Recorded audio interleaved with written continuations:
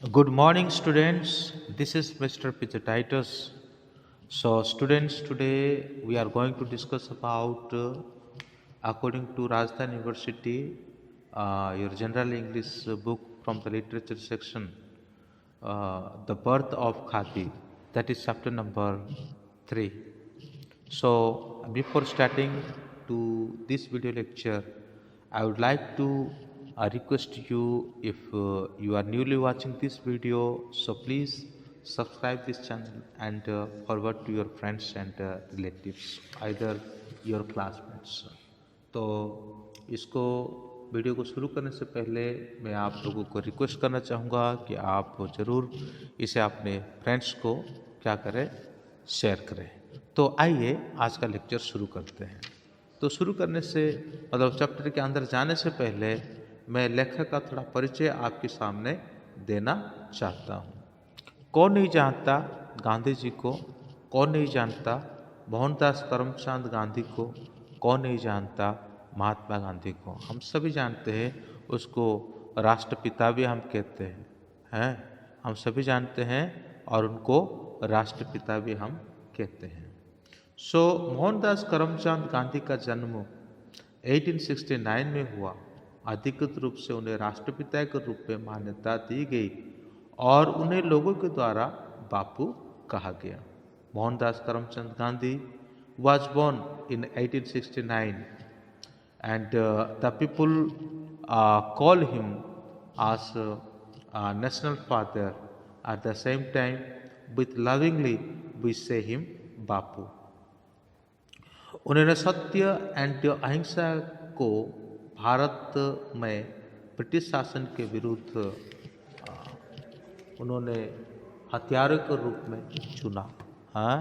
So he has chosen his weapon just like truthfulness and ahimsa. Okay, that is truthfulness and अहिंसा।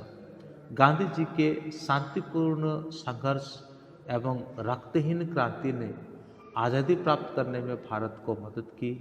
1891 में वकालत के पेश में प्रवेश करके बाद उन्होंने बॉम्बे हाई कोर्ट में दक्षिण अफ्रीका में वकील के प्रैक्टिकल की।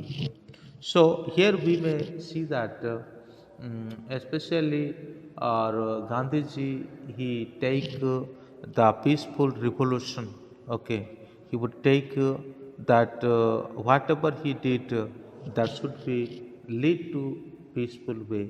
And after his education, he practiced in Africa at the same time in Bombay High Court also. उन्होंने 1894 में भारतीय राष्ट्रीय कांग्रेस की नींव रखी। So he laid the foundation of Congress 1894। Okay, 1894। इसके बाद उन्होंने भारतीय स्वतंत्रता संग्राम के लक्ष्य के साथ स्वयं को पहचाना। Then after he did that movement of independence। इसके बाद दैट इज इन उसके बाद फिर ये शुरू होता है 1950 से। 1950 से लेकर 15 से लेकर के 1948 तक वे पूरी तरह से भारत की राजनीति पर छापे रहे। सो इन 1915 to from 1915 to 1948 till 1948 he participated fully in the activities of politics and the politicians। स्वतंत्रता प्राप्ति के मुश्किल से एक वर्ष बाद ही एक कट्टरपंथी नाथूराम गोडसे के हाथों 1948 में मारे गए। So with in 1 year of the independence he had been killed by Nathuram Godse in 1948। बहुत सत्य एवं अहिंसा के जीती जागती प्रतिमूर्ति थे। न केवल वे एक उत्साही सामाजिक कार्यकर्ता थे तथा एक महत्वाकांक्षी शिक्षक थे, बल्कि महान महानतम अंग्रेजी लेखकों में से भी एक थे. He was not the politician, either freedom fighter, but he was a great writer. Okay, he was a great writer, and he owned the India from the British by his truthfulness, at the same time non-violence. उसके जीवन से लिए गए इस अंश में वे कहते हैं कि खादी के जन्म के पीछे मुख्य उद्देश्य था भारतीय को स्वयं के हाथों में कपड़े से स्वयं को ढकने में समर्थ बनाना. So his main ambition and his main intention that was, so he wanted the people of India, they should use their own handmade cloth. That is why he made this lesson like birth of khadi, the birth of khadi. So आइए हम इस lesson को शुरू करते हैं. ठीक है, हम इस लेसन को शुरू करते हैं. I don't remember to have been handloom or a spinning wheel when in 1980 I described it in Hind Swaraj as the pansis for the growing pauperism of India. तो यहाँ पे ये कहते हैं, मुझे याद नहीं है कि मैंने हथकरघा अथवा चरक कभी देखा था. जब 1980 में मैंने इसे हिंद स्वराज नामक पुस्तक में भारत की बढ़ती गरीबी के लिए रामबाण अवधि बताई थी. Okay, in that book I took it, understood that anything that helped India to get right from the grinding property of her masses would the same process also establishes Swaraj even in 1915. When I returned to India from South Africa, I had not actually seen a spinning wheel. तो यहाँ पे ये कहते हैं कि उन्होंने specially उनको ये समझ में आया कि यही एक मतलब वस्तु है जिसके द्वारा भारत में से क्या किया जा सकता है, प्रॉपर्टी को यानी गरीबी को दूर किया जा सकता है, और जिसके द्वारा स्वराज को भी लिया जा सकता है, स्वराज की स्थापना करवाया जा सकता है. 1950 में जब मैं दक्षिण अफ्रीका से भारत लौटा, मैंने वास्तव में चरख नहीं देखा था. जब 1915 को जब वो रिटर्न करते हैं तो वो कहते हैं कि वास्तव में उन्होंने कभी चरख नहीं देखा था. साथ साथ वो कहते हैं I had not actually seen a spinning wheel, मैं कोई मतलब स्पाइनिंग व्हील को नहीं देखा था. when the सत्याग्रह आश्रम वाज फाउंडेड एट साबरमती, जब सत्याग्रह आश्रम साबरमती में लेड किया गया और वो बनाया गया, वो introduce a few handlooms there, और हमने वहाँ पे कुछ और हैंडलूम्स जो है उसका परिचय करवाया था.